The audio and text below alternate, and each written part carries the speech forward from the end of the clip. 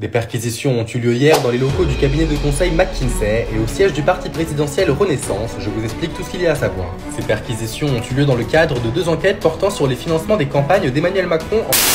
Mais au-delà de cette affaire de compte de campagne, le vrai sujet, c'est les liens que Emmanuel Macron et que le pouvoir politique, parfois plus généralement, a avec tous ces cabinets de conseil. Qui a vendu Alstom aux Américains de General Electric? C'est Emmanuel Macron. Vous voyez, qui a bénéficié de l'aide d'un certain nombre de cabinets privés en 2017 qui ont ensuite bénéficié de marchés publics? Je pense à McKinsey, c'est Emmanuel Macron. Donc le parti de l'étranger, vous voyez, je pense qu'il est beaucoup plus à l'Élysée que du côté de l'autre. Vous voulez dire qu'il a touché de l'argent? Emmanuel Macron? Oui. Mes chers amis, cette semaine aura été marquée par le scandale des consultants de la Macronie. D'après le journal Le Monde, McKinsey a facturé 2 700 € par jour par consultant à l'État lors de la campagne vaccinale du Covid. 2 700 € alors qu'un haut fonctionnaire de catégorie A+, coûte 362 € par jour à l'État. À Bruxelles aussi, les consultants ont le moral. Voici un rapport de ce même McKinsey publié en avril 2020. L'intelligence artificielle, application industrielle critique. 34 pages pour la modique somme de 1 million d'euros. Le sujet le plus important, c'est Emmanuel Macron. Emmanuel Macron qui utilise de la main-d'œuvre gratuite de McKinsey qui renvoie l'ascenseur. 2. Un scandale de plusieurs millions, des connexions secrètes avec le gouvernement et une entreprise qui échappe à l'impôt pendant 10 ans. McKinsey, un nom qui ne fait plus seulement parler dans les bureaux, mais dans toute la France. Que se cache-t-il vraiment derrière ce géant du conseil? Accrochez-vous, car ce que vous allez découvrir va vous choquer. McKinsey, une firme internationale de conseil en stratégie, a travaillé main dans la main avec le gouvernement français, notamment sous la présidence de Macron. Mais en 2022, un rapport sénatorial explosif révèle un secret bien caché. McKinsey n'a pas payé un seul centime d'impôt sur les sociétés en France depuis 10 ans, malgré des revenus de 450 millions d'euros en 2021. Comment est-ce possible? Voilà l'une des premières questions qui intriguent le pays. Du parti présidentiel Renaissance, je vous explique tout ce qu'il y a à savoir. Ces perquisitions ont eu lieu dans le cadre de 2 enquêtes portant sur les financements des campagnes d'Emmanuel Macron en 2017 et en 2022, ainsi que sur les relations entre la Macronie et le cabinet de conseil américain McKinsey. En effet, les enquêteurs cherchent à savoir si des salariés du cabinet de conseil ont œuvré pour les campagnes victorieuses du président de la République sans être déclarés, et si, en échange, il y aurait eu du favoritisme dans l'attribution de contrats publics. Emmanuel Macron a récemment réagi à l'ouverture de ces 2 informations judiciaires. Je ne crains rien, je crois que le cœur de l'enquête n'est pas votre serviteur, a-t-il déclaré. C'est la 2e perquisition en moins de 6 mois pour McKinsey, puisqu'en mai dernier, il y avait déjà eu une perquisition dans le cadre d'une enquête ouverte par le parquet national financier pour blanchiment aggravé de fraude fiscale. Mais ce n'est pas tout. Ce matin, à l'heure des pros, une commission d'enquête du Sénat a publié un rapport sur les coûts des cabinets de conseil en 2021. Ça a coûté aux contribuables 1 milliard d'euros. Non seulement l'administration française ne fait pas son travail, mais elle est obligée de payer des sous-traitants qui la conseillent pour obtenir des avis sur des sujets divers et variés. Ainsi, sur le dossier APL par exemple, aide personnalisée au logement, une réforme est imaginée au début du quinquennat. Eh bien, figurez-vous que la France paye 4 millions d'honoraires à McKinsey pour une fiche de lecture. Vous me direz que ce n'est pas grand-chose, 4 millions d'euros, mais ça révèle un état d'esprit, des pratiques, des habitudes qui sont là, qui sont pour le moins contestables. Pareil pour les retraites, 950 000 € versés toujours à McKinsey. Dans quel but? Mystère et boule de gomme. Les cabinets de conseil ont infiltré l'administration centrale quand ils n'ont pas pris le pouvoir. Où passe l'argent public? Dans des entreprises privées. La responsabilité de l'exécutif est évidente. Et comble de tout, la cerise fiscale sur le gâteau de l'argent public.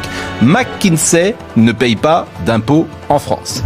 Cette affaire peut-elle être à Emmanuel Macron ce que les diamants de Bokassa furent à Valéry Giscard d'Estaing durant la campagne de 1981? C'est une question, c'est un scandale d'État. Saviez-vous que lors de la campagne présidentielle de 2017, des consultants de McKinsey auraient travaillé gratuitement pour Emmanuel Macron? Une aide qui soulève des soupçons sur un potentiel conflit d'intérêts. Une fois élu, l'État n'a pas tardé à signer de juteux contrats avec McKinsey pour des millions d'euros. On parle ici de missions dont l'utilité est parfois très floue et qui, pour certains, ressemblent à des faveurs politiques. Je réponds sur Emmanuel Macron parce que c'est important. Emmanuel Macron a utilisé une vingtaine de membres du cabinet McKinsey pendant sa campagne électorale de 2017. Ils l'ont fait à titre gratuit, donc c'était déjà une illégalité puisque on sait le prix de ses conseillers et ils n'ont pas travaillé gratuitement. Et comme par hasard, parce que vous me dites que ça existait avant, oui, mais les chiffres parlent. En 2018, on paye à McKinsey, l'État paye à McKinsey 300 millions d'euros. Votre journaliste l'a dit tout à l'heure. Aujourd'hui, c'est 1 milliard. Comme retour d'ascenseur, on fait difficilement mieux. Je pense qu'Emmanuel Macron, là, a renvoyé l'ascenseur à McKinsey qui a travaillé gratuitement pour sa campagne. Le président d'En Marche a été un ancien de McKinsey. Dernière chose, McKinsey est une société américaine. Et donc, on lui transmet des informations sur la santé, par exemple, des Français, ou sur l'État à une société américaine, et on sait que le gouvernement américain n'a aucun scrupule à utiliser les données que possèdent les grandes sociétés américaines. C'est du gaspillage ? Non, c'est pas seulement du gaspillage, c'est du gaspillage. Ça ne peut pas être un investissement. Attendez, c'est du gaspillage. On a des hauts fonctionnaires qui peuvent très bien faire le boulot. 2, c'est un scandale parce qu'Emmanuel Macron... Mais les hauts fonctionnaires disent qu'ils ne sont pas assez payés, ils partent dans le privé, dans des cabinets, c'est exactement vous détournez la question. Ce n'est pas le seul sujet. Le sujet le plus important, c'est Emmanuel Macron. Emmanuel Macron qui utilise de la main-d'œuvre gratuite de McKinsey et qui renvoie l'ascenseur. 2, Emmanuel Macron qui donne des données essentielles de l'État à des Américains. 3, Emmanuel Macron qui n'est pas à son premier fait d'armes, si j'ose dire, qui avait vendu Alstom Energy avec les turbines Arabelle essentielles pour notre dissuasion nucléaire à des Américains de General Electric. Donc j'accuse Emmanuel Macron d'être soumis aux Américains de façon vraiment scandaleuse. Mais ce n'est pas tout. Après ces révélations, 3 enquêtes judiciaires ont été ouvertes en France, dont une pour blanchiment aggravé de fraude fiscale. Un terme très lourd, mais que signifie-t-il exactement? Hier, le camp Macron a tenté de déminer la polémique sur le retour au cabinet de conseil, en particulier l'américain McKinsey, un recours habituel et utile, ont indiqué les ministres Amélie de Montchalin et Olivier Dussopt. Est-ce que ça vous a convaincu? Non, je pense que ça n'a convaincu personne. Le gouvernement, s'il n'avait rien à se reprocher, n'aurait pas envoyé 2 pompiers de service, n'aurait pas organisé cette conférence de presse avec ses 2 ministres. Je pense que le gouvernement est très embarrassé parce que ça montre sa vraie philosophie, ça montre sa vraie nature. Le président Macron a été le président du pognon et le président de ceux qui font du pognon sur le dos des Français surtout. Parce que McKinsey, clairement, a profité donc des largesses de l'État, a profité d'un privilège notamment pour tout simplement faire de l'optimisation fiscale, vraisemblablement, n'a pas payé, il faut le rappeler quand même, n'a pas payé 1 centime d'impôt en 10 ans. McKinsey aurait, selon les accusations, utilisé des montages financiers sophistiqués pour transférer des bénéfices à l'étranger et éviter de payer des impôts en France. Une pratique qui met directement en lumière les pratiques d'optimisation fiscale agressive. Mes chers amis, cette semaine aura été marquée par le scandale des consultants de la Macronie. D'après le journal Le Monde, McKinsey a facturé 2 700 € par jour par consultant à l'État lors de la campagne vaccinale du Covid. 2 700 € alors qu'un haut fonctionnaire de catégorie A+, coûte 362 € par jour à l'État. À Bruxelles aussi, les consultants ont le moral. Voici un rapport de ce même McKinsey publié en avril 2020. L'intelligence artificielle, application industrielle critique.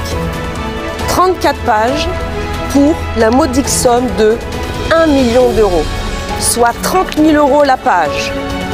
Et en fait, c'est à peine plus long que l'appel d'offres qui fait, je vous le montre, 29 pages. Donc une page de couverture, 30 000 €. Une page avec le numéro de standard de la commission, 30 000 €. La page blanche, 30 000 €. Le sommaire, 30 000 €. Le nom de l'auteur McKinsey est caché. Mais heureusement, on sait trouver les choses. C'est bien inscrit ici, McKinsey, qui prend 1 million d'euros. Au total, c'est donc un rapport creux de 23 pages pour 1 million d'euros. Un rapport de stage en fait. Un rapport sous-traité par 93% d'après le contrat. Je rappelle que McKinsey est enregistré dans un paradis fiscal, le Delaware aux États-Unis, et paye 175 $ d'impôts par an. Mais il y a plus grave. Dans une démocratie souveraine, la stratégie et les politiques publiques ne devraient pas être sous-traitées, ni mises en vente, ni transmises à des entreprises hors Union européenne. L'argent des contribuables français, européens, doivent aller aux entreprises françaises ou européennes. Comment se fait-il que la Commission considère McKinsey comme faisant partie des États membres? Où payent-ils leurs impôts? Aussi, j'ai découvert 3 autres exemples édifiants ici à Bruxelles. Un contrat de 100 millions d'euros a été signé par la Commission de Bruxelles avec PwC et d'autres cabinets pour, je cite, le développement et la mise en œuvre de réformes structurelles dans les États membres. En clair, la caisse de l'hôpital public et nos retraites. Deuxième exemple, comment l'agence européenne SRB, qui gère à Bruxelles les faillites des banques européennes, peut choisir la firme américaine BlackRock comme conseil via un contrat cadre de 30 millions d'euros. Enfin, c'est IBM, qui est le chef de file du projet qui gère nos données Schengen. On parle pourtant ici de 3 fonctions régaliennes. Alors, à Bruxelles comme à Paris, des consultants privés et des lobbies pilotent en coulisses l'Europe et la France. Comme le disait le général de Gaulle, c'est l'esprit d'abandon.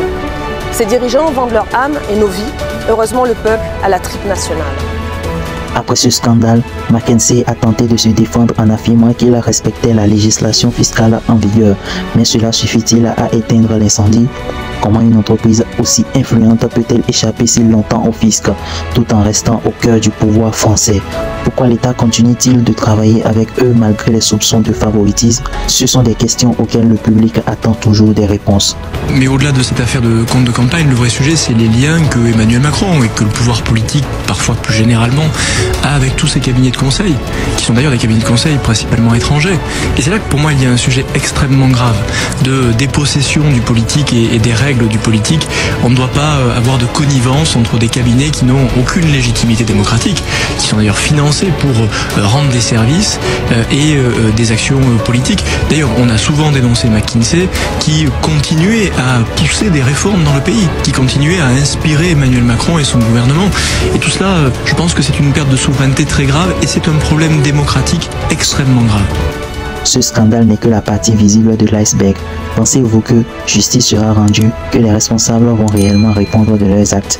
Dites-moi ce que vous en pensez dans les commentaires et abonnez-vous pour ne rien rater de cette affaire qui risque de secouer encore longtemps le paysage politique et économique français.